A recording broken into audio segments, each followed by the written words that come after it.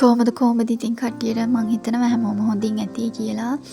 ඉතින් ඔයාලගේ එක්සෑම් එකේ ලකුණු වැඩි කරගන්න තවත් විදි ටිකක් මං අද ඔයාලත් එක්ක කතා කරන්න හිතනවා. ඉතින් යාළුවනේ, ඔයාලා පාඩම් කරන්න පොත අතට ගන්නකොටම ඔයාලට මොනවද හිතෙන්නේ? FB ගිහිල්ලා එන්න ඕන පොඩ්ඩක්. TikTok එක පැත්තේ යන්න ඕන. YouTube පැත්තේ යන්න ඕන. crush එක මොනව කරනවද? boyfriend මොනව කරනවද?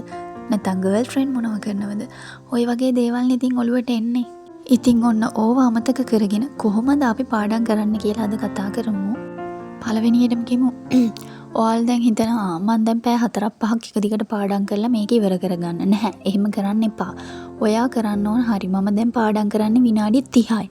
අන්න ඒ විනාඩි 30 හරියට පාඩම් කරන්න. ඔයා අන්න ඒ විදිහට කරන්න. ඊට පස්සේ විනාඩි 5ක බ්‍රේක් එකක් ගන්න.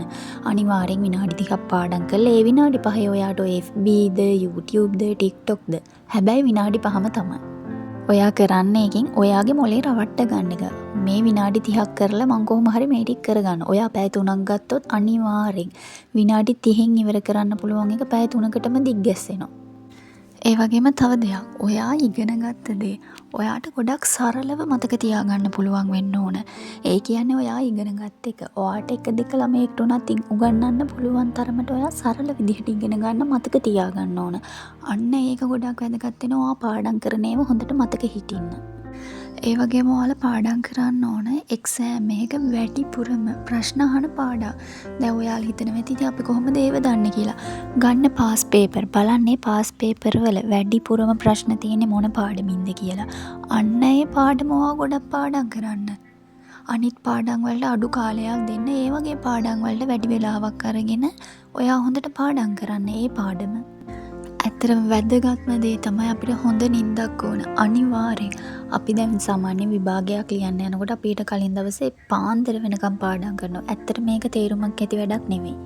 මොකද අපිට නිින්ද ඕන වෙනවා. අනිවාර්යෙන් ඒ කියන්නේ අපි පාඩම් කරපු දේවල් මතකට හිටින්න අපිට නිින්ද ඕන. අනිවාර්යෙන් විභාගයක් ලියන්න කලින් ඔයාලා එළි වෙනකම් පාඩම් කළා වැඩක් නැහැ. ඔයාලා කරන්න ඕන පැය 7-8ක් අනිවාර්යෙන් නිදා ගන්න. ඔයා පාඩම් කරපුව හොඳ මතකයක හිටිනවන්න ඒ වගේ නිින්දක් ගත්තොත්. ඒ වගේම ඔයා එක්සර්සයිස් කරන්න, භාවනා කරන්න, ඇවිදින්න යන්න, ඔය වගේ දේවලුත් කරන්න. ඔයාගේ ඔළුව නිදහස් වෙන්න. ඔයාගේ හිත සතුටින් තියාගන්න. මං හිතනවා ඔයාලට මේ වීඩියෝ එක ගොඩක් වැදගත් වෙන්න ඇති කියලා. අනිවාර්යෙන් channel එකත් එක්ක දිගටම එකතු වෙලා ඉන්න. ඒ වගේම ඔයාගේ යාළුවන්ටත් මේ channel එක share කරලා තියන්න. බෑ කියලා කිසිම දෙයක් නැහැ. ඔයා ඔයාව වෙනස් කරගෙන ඔයාගේ අනාගතය ලස්සන කරගන්න. ඒ වගේම හැමෝටම සුබ පතනවා ඔයාලගේ එක්සෑම් වලට ඔයාලට ඒ ඉහළින් සමත් වෙන්න පුළුවන් වෙන්න කියලා හැමෝටම ප්‍රාර්ථනා කරනවා. ඉතින් ඉක්මනට ඊළඟ වීඩියෝ එකකින් මං එන්නම් ඔයාලගේ ළඟට. See you soon.